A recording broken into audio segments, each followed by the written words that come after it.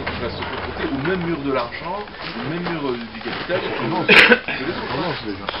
Ça commence déjà. Hein. Donc, ah oui. Je nuance le propos en disant que c'est sûr. Attends, excuse-moi. Vous êtes C'est une chaîne italienne. Sky. Ah, d'accord. Je ne pas demander la permission. Non, mais c'est moi qui l'ai. Non, c'est moi qui l'ai. D'accord. Fabri, il peut ramener qu'une chaîne italienne. Bande de racisme. C'est objectivement sûr que Hollande, président de la République, vous aurez un gouvernement qui partagera vos préoccupations et qui devrait aller dans sa politique, etc. Moi, ma conception du syndicat, c'est que tout en étant proche, tout en étant tout à fait conscient de la convergence avec le gouvernement, le syndicat reste indépendant. Ah ben ça, parce que l'histoire m'a montré que même même un personne, gouvernement de gauche, de temps en temps, il déconne. Ah, putain. Et quand un gouvernement de gauche déconne, il est bon qu'un syndicat le lui rappelle qu'il ne faut pas qu'il déconne. on les votera dessus de la même manière. Il ne faut pas qu'il déconne. Et des plaques on a déjà préparées au cas où. Tu sais, des plaques à gravité. Au cas où. Faut déjà trouver l'ancienne. La politique de la gauche, elle se fixe au point d'équilibre du rapport de force entre le travail et le capital. Bertrand, on en reparlera. Pas de problème, on en reparlera. Nous, on a décidé qu'aux législatives, nous, on va être candidats. Parce qu'il faut voter que sur nous-mêmes. Il y a comme ça qu'on se prend en compte. Il faut toujours se méfier. Il y a quelqu'un qui a rappelé Lula tout à l'heure. Ouais. La première fois, moi, que j'ai reçu Lula, Roger était là. Je lui ai expliqué sans rire que quand on faisait du syndicat, il ne fallait surtout pas déraper dans la politique. Et qu'il fallait pas devenir un homme politique. Un syndicat, c'est un syndicat, c'était pas un politique. Alors méfie-toi quand tu dis je deviendrai député. Deuxièmement, la deuxième fois que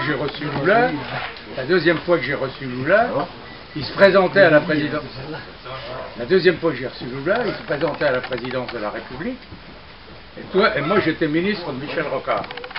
Donc j'ai reçu dans mon bureau de ministre. Il a rigolé quand il t'a vu. Ah ben un peu il a rigolé.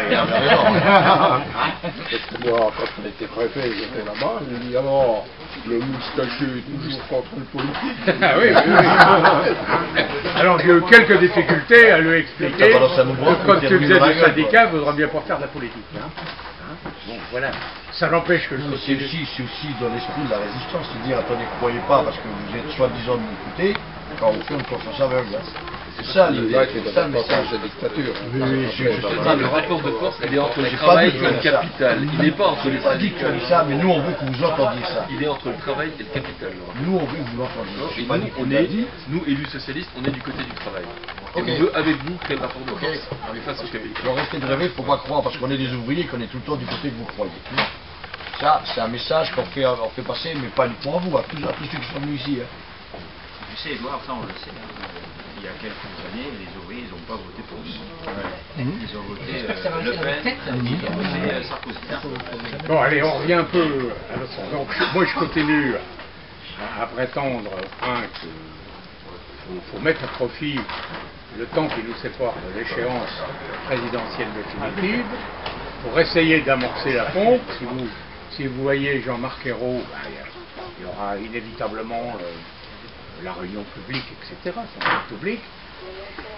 C'est pas mal qu'en amont ou en aval, il y ait avec lui une discussion, parce que vous repreniez un peu ce qu'on dit en l'approfondissant, en disant, voilà un peu l'agenda, les objectifs à suivre, etc.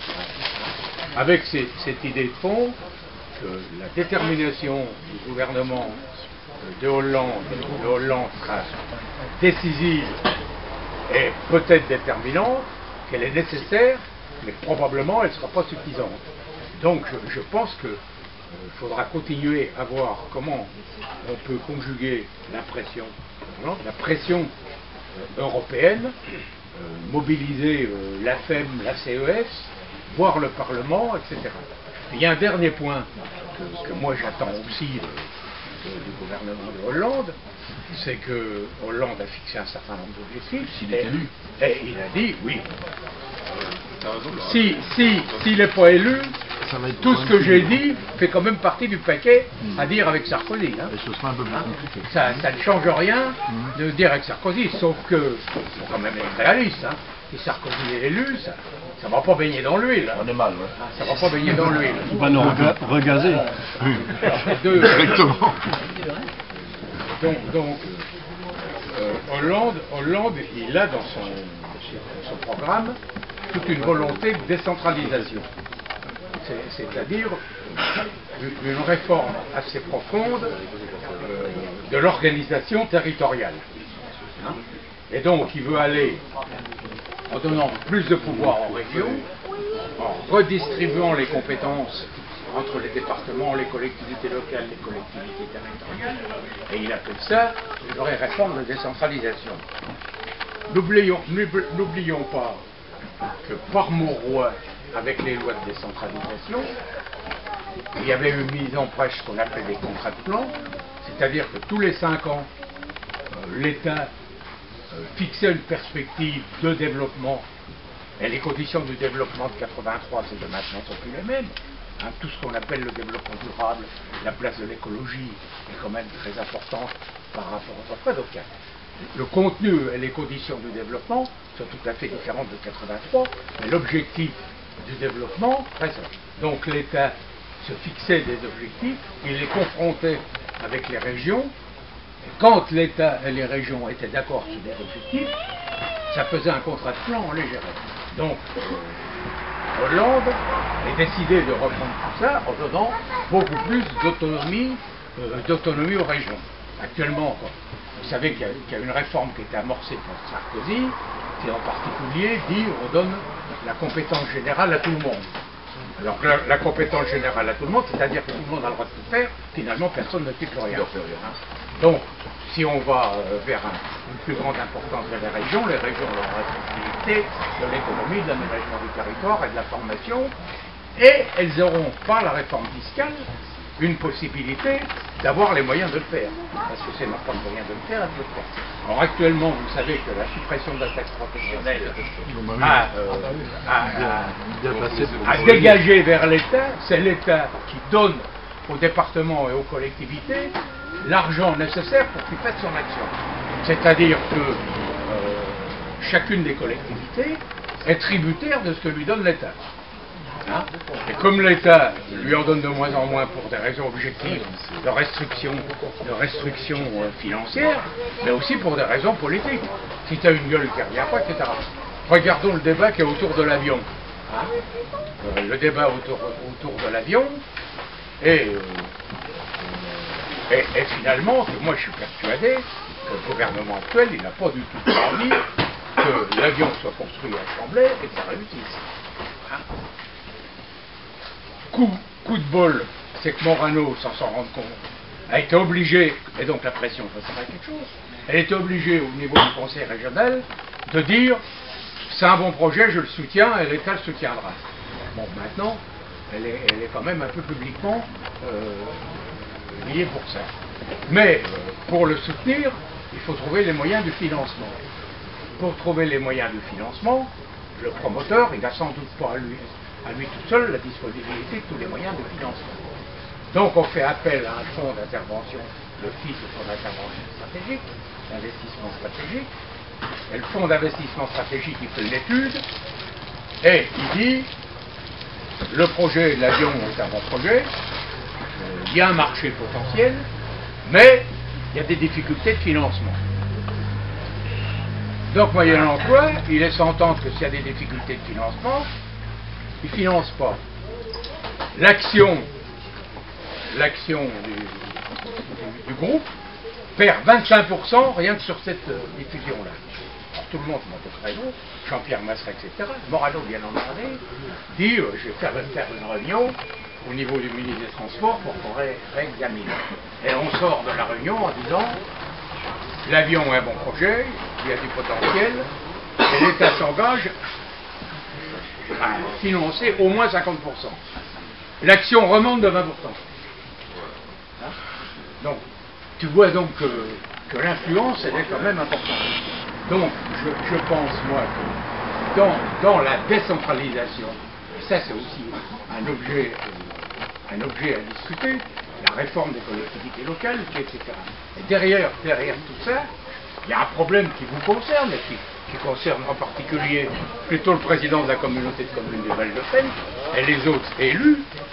C'est quand on a fait la décentralisation et la modernisation de la sidérurgie, tu avais un contrat d'accompagnement qui faisait qu'on a mis en place ce qu'on a appelé des programmes d'aménagement concerté des territoires, des pactes.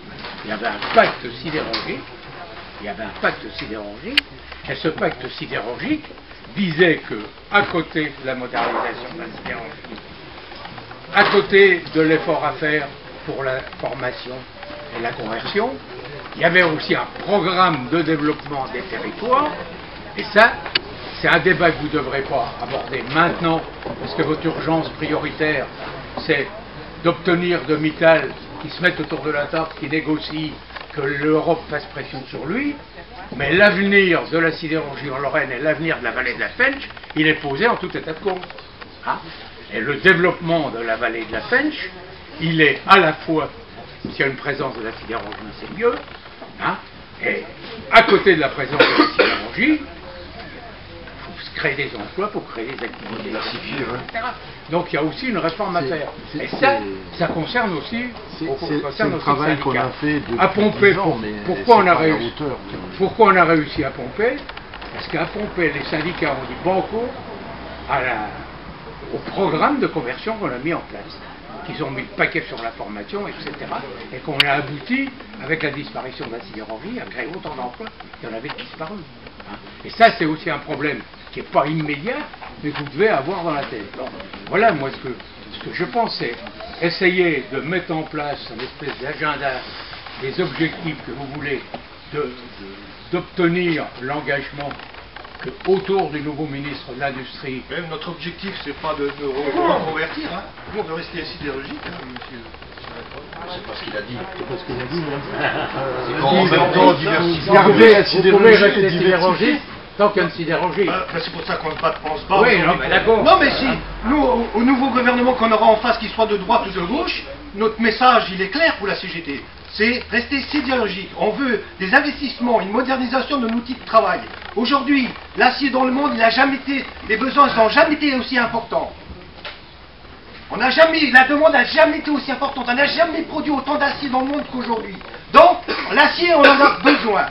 Et la France, elle en a besoin aussi. Oui, mais admettez. Alors si non, mais si demain le Parti Socialiste ou la droite qui sera au pouvoir, elle dira on n'a pas besoin d'acier, alors on n'a plus besoin d'acier.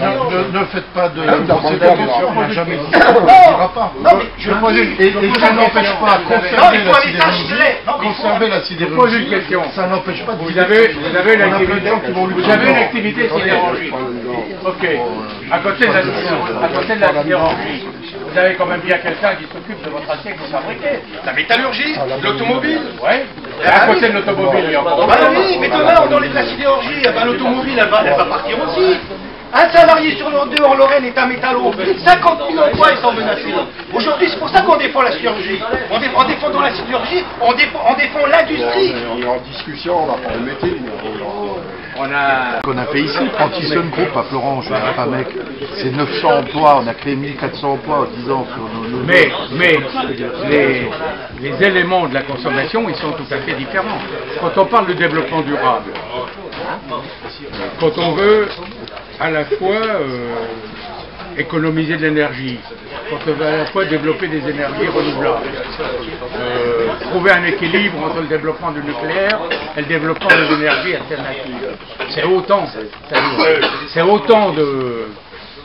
autant d'activités nouvelles qui sont là. Et tout ce qui concerne aussi tout ce qu'est le bien-être. Hein? Quand on regarde au niveau des hôpitaux, quand on regarde au niveau de l'école, quand on regarde au niveau des routes, etc., le bilan de Sarkozy, il est désastreux. Que tu prennes un secteur, c'est la pagaille. Hein?